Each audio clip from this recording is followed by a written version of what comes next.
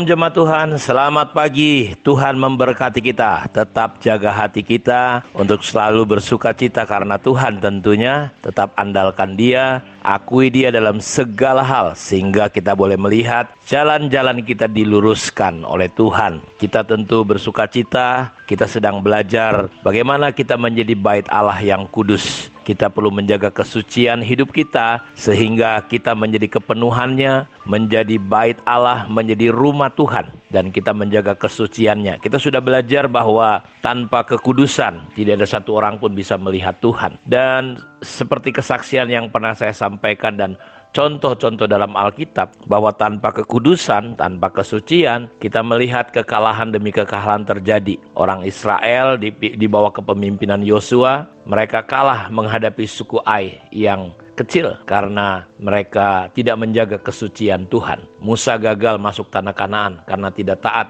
melanggar kesucian Tuhan. Dan saya sudah saksikan juga bagaimana saya pernah lihat orang-orang yang hebat tadinya, bos-bos itu hancur usahanya karena mereka tidak menjaga kehidupan mereka untuk suci, untuk bersih, untuk tetap dalam koridor Tuhan. Kita belajar bagaimana kesucian dalam rumah Tuhan ini dalam 2 Korintus 7 ayat 1. Sebab itu keluarlah kamu dari antara mereka dan pisahkanlah dirimu dari mereka, firman Tuhan, dan janganlah menjamah apa yang najis, maka aku akan menerima kamu dan aku akan menjadi bapakmu dan kamu akan menjadi anakku laki-laki dan anakku perempuan. Demikianlah firman Tuhan yang maha kuasa. Jadi kita perlu keluar, kita tidak menjamah apa yang najis, apa yang kotor, supaya Tuhan dalam kekudusannya bisa menyatakan dirinya di tengah-tengah kita. Dalam Imamat pasal 20 ayat 26, kuduslah kamu bagiku, sebab aku ini Tuhan, kudus, dan aku telah memisahkan kamu dari bangsa-bangsa lain, supaya kamu menjadi milikku. Jadi apa yang terlintas di pikiran saudara ketika mendengar kata kudus? Tentu kudus itu bukan membuat kita menjadi orang-orang yang eksklusif, ya, kerjanya hanya berdoa, bertapa di gunung, tidak bergaul dengan siapapun. Tentu bukan seperti itu pandangan kita tentang kekudusan. Dalam bahasa Ibrani kata kudus itu artinya kados, memiliki arti terpisah, tidak tercampur dengan yang lain. Berbicara tentang hidup kudus di dalam Tuhan, berarti kita berbicara mengenai memisahkan hidup kita bagi Tuhan. Memisahkan diri kita dari apa? Dari segala sesuatu yang menghalangi hubungan kita dengan Tuhan. Bagi beberapa orang mungkin dosa adalah penghalang hubungan pribadi mereka dengan Tuhan. Tetapi bagi beberapa lainnya mungkin penghalang itu berupa pekerjaan, terikat dia harta, hobi, dan kesibukan lainnya. Jadi Tuhan mau kita terikat dengan Dia. Jadi Tuhan ingin hidup kita kudus. Dia ingin memisahkan kita dari pola dan cara-cara dunia. Dan kita perlu mengerti memisahkan diri yang dimaksud bukan menjadi eksklusif atau mengisolasi diri dari dunia. Memisahkan diri yang dimaksud adalah hidup kita memihak kepada Tuhan. Hidup kita mengikut Tuhan, menjadi berkat, menjadi terang dan garam. Ketika ada pilihan untuk mengikuti arus dunia, kita tetap teguh berdiri di atas kebenaran. Contohnya ketika Daniel, Sadrak, Mesak, Abednego, mereka disuruh makan anyapan raja. Makanan-makanan itu sudah dipersembahkan kepada berhala. Daniel memutuskan untuk menjaga hidupnya kudus. Jadi dia menolak makan makanan yang sudah dipersembahkan kepada berhala. Kesucian, kekudusan itu bicara tentang kita dipisahkan dari cara pola yang tidak sesuai dengan kebenaran firman Tuhan.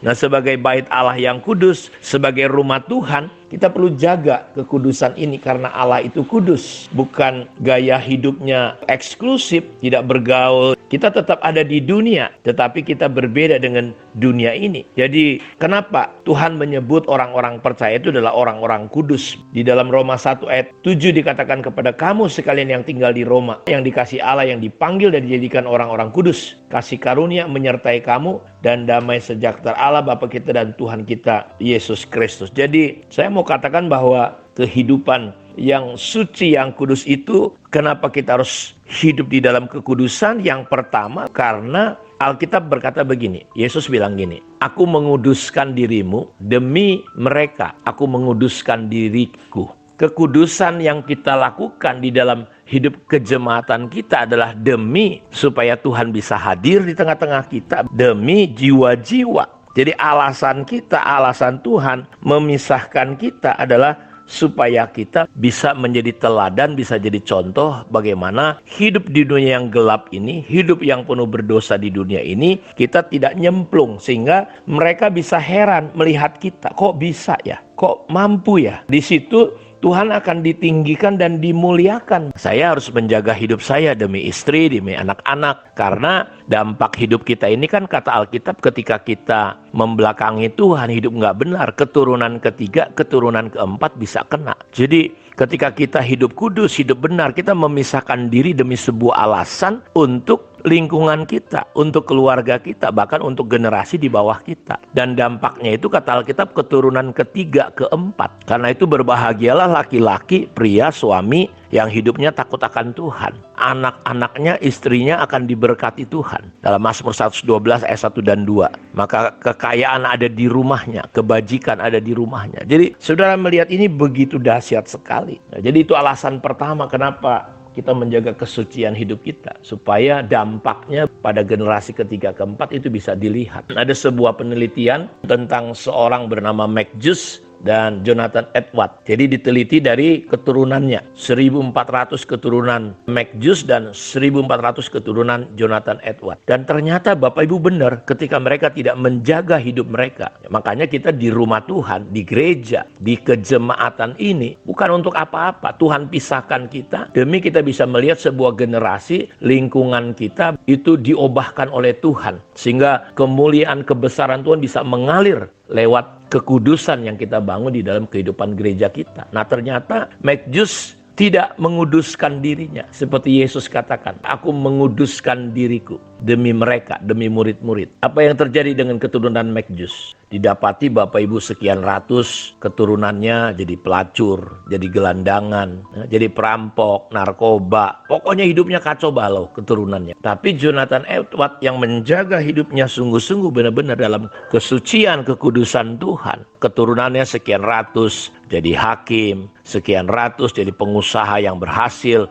punya pabrik-pabrik. Bahkan ada yang jadi senator, jadi wakil presiden di Amerika. Karena itu kita melihat kenapa kita harus menguduskan diri kita. Kados, dipisahkan. Karena alasannya demi kita melihat sebagai benih yang kudus ini, kita akan melahirkan keberhasilan yang membuat dunia, kenapa ya? Terheran-heran. Karena itu jelas sekali di 2 Korintus 6 itu dan 2 Korintus 7 ayat 1 itu, bahwa kenapa kita perlu menjaga, kenapa kita perlu jangan jamah ini, jangan jamah itu. Kita nggak boleh, bukan berarti kita menjadi orang yang aneh, bukan. Tapi kita tahu alasannya. Alasan ini saya berharap bisa mendorong Bapak Ibu untuk tetap teguh walaupun dunia menggoda kita. Seperti Simpson digoda, akhirnya tergoda dia. Akhirnya buta matanya, dicungkil matanya. Kekuatan dan urapan ini tidak ada. Mari Bapak Ibu, demi rencana Tuhan yang Tuhan sudah rencanakan di dalam kehidupan kita. Sebelum dunia ini dijadikan, dia sudah punya rencana, dan demi rencananya itu berhasil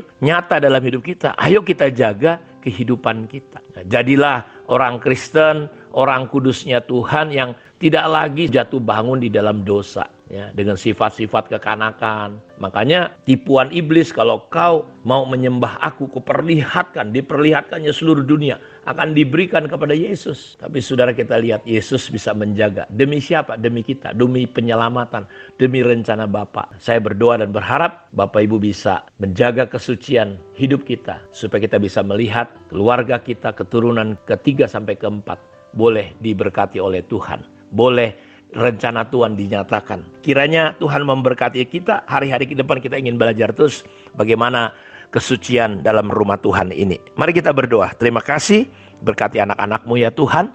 Jamah, tolong kami, buka pengertian kami bahwa hidup kudus itu bukan dengan kekuatan kami, tapi kenapa kami harus kudus? Kami dipisahkan supaya kami bisa melihat lingkungan kami, generasi di bawah kami, nama Tuhan ditinggikan, rencana Tuhan boleh dinyatakan. Terpujilah Engkau Bapa.